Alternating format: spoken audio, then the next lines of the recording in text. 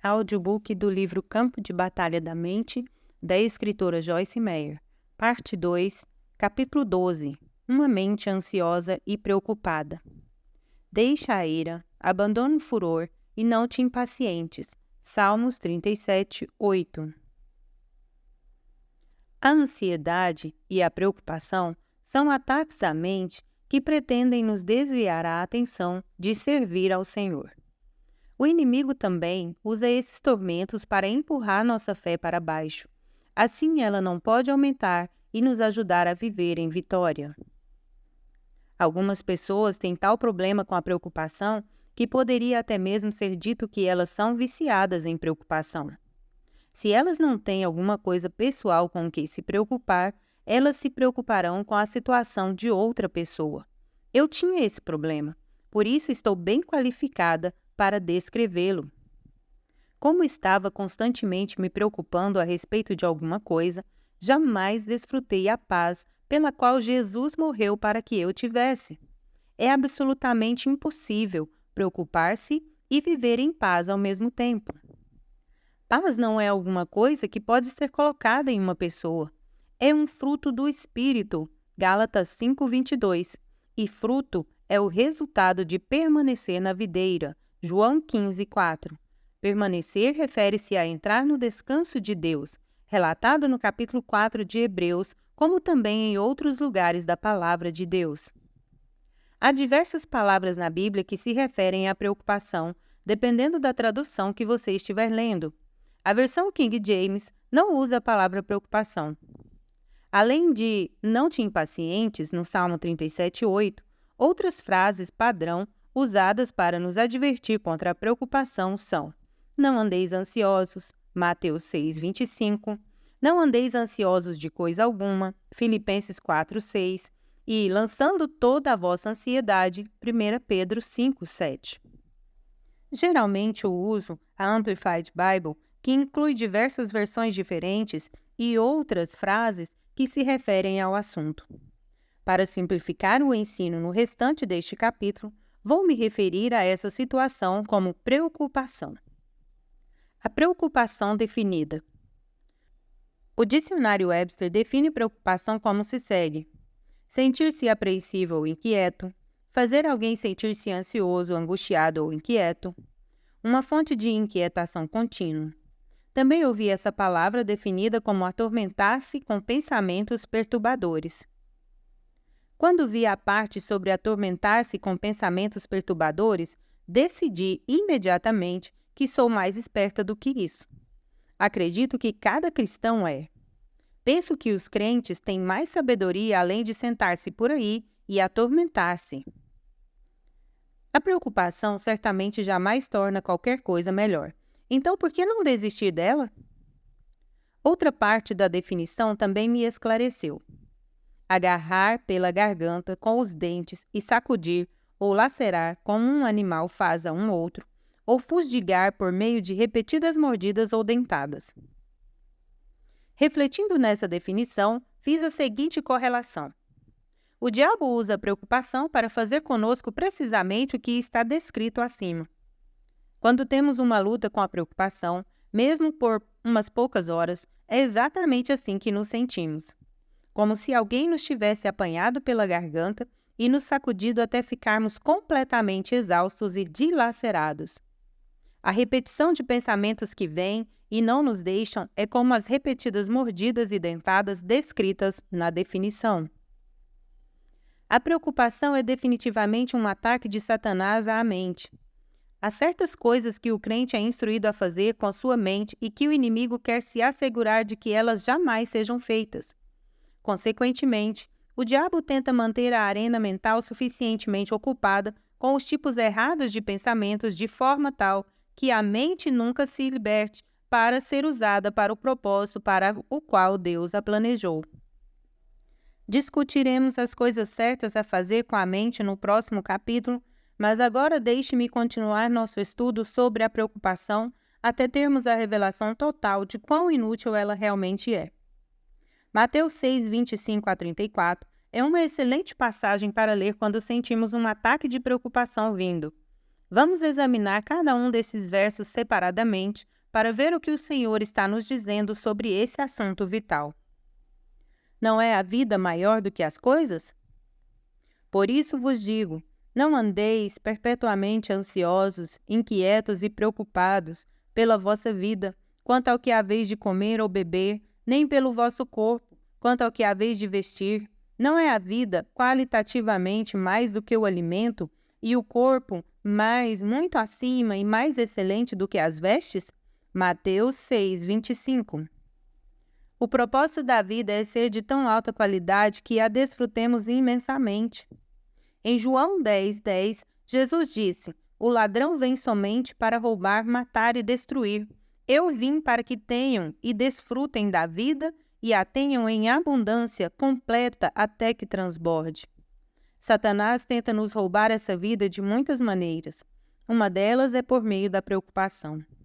Mateus 6, 25 nos ensina que não há nada na vida com o que nos devemos preocupar, nenhum aspecto dela.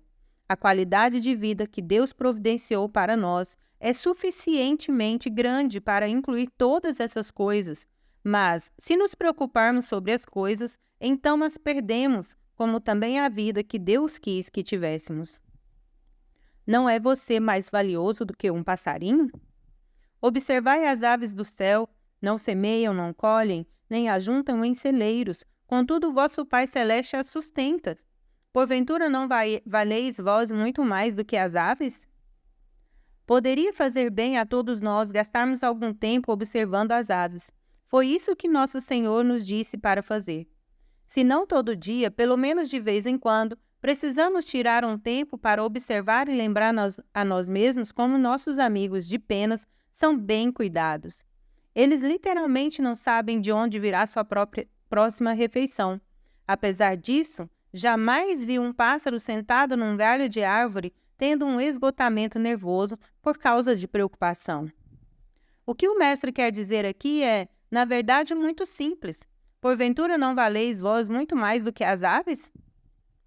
Mesmo que esteja lutando com uma autoimagem pobre, com certeza você pode acreditar que é mais valioso do que um pássaro e ver como seu Pai Celestial toma conta deles tão bem. O que você ganha por se preocupar? Qual de vós, por se preocupar e por ansioso que esteja, pode acrescentar um côvado à sua estatura ou ao curso da sua vida? Mateus 6, 27. O ponto principal, rapidamente entendido, é que a preocupação é inútil, não realiza nada de bom. Se é assim, então por que preocupar-se? Por que ficar ansioso? Por que ficar tão ansioso? E por que andais ansiosos quanto ao vestuário? Considerai como crescem os lírios do campo, e aprendam inteiramente como eles crescem. Eles não trabalham nem fiam. Eu, contudo, vos afirmo que nem Salomão, em toda a sua glória, excelência, dignidade e graça, se vestiu como qualquer um deles. Ora, se Deus veste assim a erva do campo, que hoje existe e amanhã é lançada no forno, quanto mais vestirá vós outros, homens de pequena fé? Mateus 6, 28 a 30. Usando a ilustração de uma de suas criações, o Senhor assinala que se uma flor que nada faz pode ser tão bem cuidada e tão bonita que excede em brilho até mesmo a Salomão, com toda a sua majestade, então com certeza podemos acreditar que receberemos cuidado e provisão. Portanto, não se preocupe nem fique ansioso. Portanto, não vos inquieteis nem ficais ansiosos, dizendo o que comeremos, o que beberemos, ou com que nos vestiremos? Mateus 6, 31. Gosto de ampliar esse versículo mais um pouco e incluir mais uma pergunta: o que vamos fazer? Penso que Satanás envia demônios cujo trabalho é fazer nada mais do que repetir essa frase nos ouvidos do crente o dia inteiro. Eles disparam perguntas difíceis e o crente gasta seu precioso tempo tentando encontrar uma resposta. O diabo está constantemente deflagrando guerra no campo de batalha da mente, esperando enganar os cristãos em lutas longas, infindáveis e custosas. Note aquela parte do versículo 31, em que o Senhor nos instrui a não nos preocuparmos nem ficarmos ansiosos. Lembre-se de que a boca fala aquilo de que o coração está cheio. Mateus 12:34. O inimigo sabe que se ele puder deixar suficientes coisas erradas circulando em nossa mente, elas finalmente acabarão saindo da nossa boca. Nossas palavras são importantes porque elas confirmam nossa fé, ou, em algumas ocasiões, nossa falta de fé. Busque a Deus, não os presentes. Porque os gentios pagãos é que procuram diligentemente e desejam ardentemente todas essas coisas, pois vosso Pai Celeste sabe que necessitais de todas elas. Buscai, tende como objetivo e esforçai-vos, pois em primeiro lugar o seu reino e a sua justiça, a sua maneira de fazer e ser correto, e todas essas coisas vos serão acrescentadas. Mateus 6, 32 e 33. Está claro que os filhos de Deus não devem ser como o mundo. O mundo busca coisas, mas nós buscamos o Senhor. Ele nos prometeu que se fizermos isso, Ele nos acrescentará as coisas que sabe de que precisamos. Devemos aprender a buscar a face de Deus e não a sua mão. Nosso Pai Celeste se deleita em dar aos seus filhos boas coisas, mas apenas se não estivermos correndo atrás delas. Deus sabe do que precisamos antes que o peçamos. Se simplesmente fizermos nossos pedidos conhecidos dele, Filipenses 4:6, ele os tornará realidade em seu tempo próprio e adequado. A preocupação não nos ajudará de jeito nenhum. Na verdade, ela retardará nosso progresso. Viva um dia de cada vez. Portanto, não vos inquieteis com o dia de amanhã, pois o amanhã trará os seus cuidados e ansiedade. Basta ao dia o seu próprio mal. Mateus 6:34. Gosto de descrever a preocupação ou a ansiedade como gastar o dia de hoje tentando saber como será o dia amanhã. Vamos aprender a usar o tempo de Deus nos tem dado para aquilo que Ele planejou. A vida é para ser vivida aqui e agora. Infelizmente, muito poucas pessoas sabem como viver cada dia em sua plenitude. Mas você pode ser um desses. Jesus disse que Satanás, o inimigo da nossa alma, vem para roubar a sua vida. João 10:10. Não permita que ele faça isso nunca mais. Não gaste o dia de hoje preocupando-se sobre o amanhã. Você tem coisas suficientes acontecendo hoje. Isso precisa de toda a sua atenção. A graça de Deus está sobre você para que você lide com qualquer necessidade sua hoje, mas a graça de amanhã não virá antes que o amanhã chegue. Então, não desperdice o dia de hoje. Não ande ansioso nem se inquiete. Não andeis inquietos nem ansiosos de coisa alguma. Em tudo, porém, sejam conhecidas diante de Deus as vossas petições, pela oração e pela súplica, pedidos específicos, com ações de graças. Continuai a fazer os seus desejos serem conhecidos de Deus. Filipenses 4:6. Esse é outro bom versículo para se ter em mente quando vier um ataque de preocupação. Recomendo enfaticamente falar a palavra de Deus com a boca. É uma espada de 2 gumes que precisa ser brandida contra o inimigo. Hebreus 4:12, Efésios 6:17. Uma espada na sua bainha não fará bem algum durante um ataque. Deus nos deu sua palavra, use-a.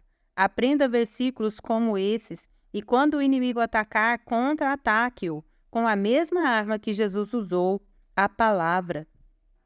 Lance fora a racionalização. Refutando argumentos e teorias e racionalizações e toda a altivez e superioridade que se levante contra o verdadeiro conhecimento de Deus, e levando cativo todo o pensamento à obediência de Cristo, o Messias, o ungido, 2 Coríntios 10:5. Quando os pensamentos que lhe estão sendo oferecidos não concordam com a palavra de Deus, a melhor maneira para calar a boca do diabo é repetir a palavra. A palavra saindo da boca de um crente com fé para respaldá-la é a mais efetiva arma que pode ser usada para ganhar a guerra contra a preocupação e a ansiedade. Lance seus cuidados sobre Deus. Humilhai-vos, rebaixai-vos, descei em vossa própria avaliação, portanto, sob a poderosa mão de Deus, para que ele, em tempo oportuno, vos exalte. Lançando sobre ele toda a vossa ansiedade, todos os vossos cuidados, todas as vossas preocupações, todos os vossos interesses, porque ele tem cuidado de vós, com afeição, e toma conta de vós vigilantemente. 1 Pedro 5, 6 e 7. Quando o inimigo tenta nos dar um problema, temos o privilégio de poder lançá-lo para Deus. A palavra lançar, na verdade, significa jogar ou arremessar. Podemos jogar ou arremessar nossos problemas para Deus e, creia-me, Ele pode pegá-los. Ele sabe o que fazer com eles. Essa passagem nos permite saber que humilhar-se significa não se preocupar. A pessoa que se preocupa ainda pensa que ela pode, de alguma maneira, resolver o seu próprio problema. A preocupação é a mente correndo de um lado para o outro, tentando encontrar uma solução para a sua situação. O homem orgulhoso é cheio de si, enquanto o homem humilde é cheio de Deus. O homem orgulhoso se preocupa, o homem humilde espera. Apenas Deus pode nos libertar, e Ele quer que saibamos disso, para que em cada situação nossa primeira resposta seja nos apoiarmos nele e entrarmos no seu descanso. O descanso de Deus. Nosso Deus, acaso, não executarás tu o teu julgamento contra eles? Porque em nós não há força para resistirmos a essa grande multidão que vem contra nós, e não sabemos nós o que fazer, porém os nossos olhos estão postos em ti. 2 Crônicas 20, 12. Amo esse versículo. O povo a quem ele se refere havia atingido o ponto de perceber 3 coisas como certas. 1. Eles não tinham poder contra os seus inimigos. 2. Eles não sabiam o que fazer. 3. Eles precisavam ter seus olhos fixos em Deus. Nos versos 15 e 17 da mesma passagem, vemos o que o Senhor lhes disse quando eles atingiram essa percepção e de boa vontade a admitiram diante de Deus. Não temais, nem vos assusteis, por causa desta grande multidão, pois a peleja não é vossa, mas de Deus. Neste encontro não tereis de pelejar. Tomai posição, ficai parados, e vede o salvamento que o Senhor vos dará. Qual é a nossa posição? É a de permanecer em Jesus e entrar no descanso de Deus. É a de esperar no Senhor continuamente, com os olhos fixos nele, fazendo o que ele nos direciona a fazer, e, por outro lado, tendo o temor reverente de nos movermos na carne. No que diz respeito ao descanso de Deus, gostaria de dizer isto: não há o descanso de Deus sem oposição. Para ilustrar, compartilho com você uma história que ouvi certa vez, envolvendo 2 artistas a quem pediram que pintassem quadros da paz, da maneira como eles a percebiam. Um pintou um lago parado, calmo, bem atrás das montanhas. O outro pintou uma cachoeira impetuosa e espumejante sobre a qual se inclinava uma árvore com um pássaro repousando em um ninho em um de seus galhos. Qual delas verdadeiramente retrata a paz? A segunda, porque não há paz sem oposição. O primeiro quadro representa estagnação. A cena representada pode ser serena. Uma pessoa poderia ser motivada a ir lá para se convalescer. Ela pode oferecer uma bela imagem, mas não retrata o descanso de Deus. Jesus disse: deixo-vos a paz, a minha própria paz vos dou, e lego como herança. Não vou-la dou como dá o mundo. João 14, 27. Sua paz é espiritual, e seu descanso é aquele que funciona durante a tempestade, não na ausência dela.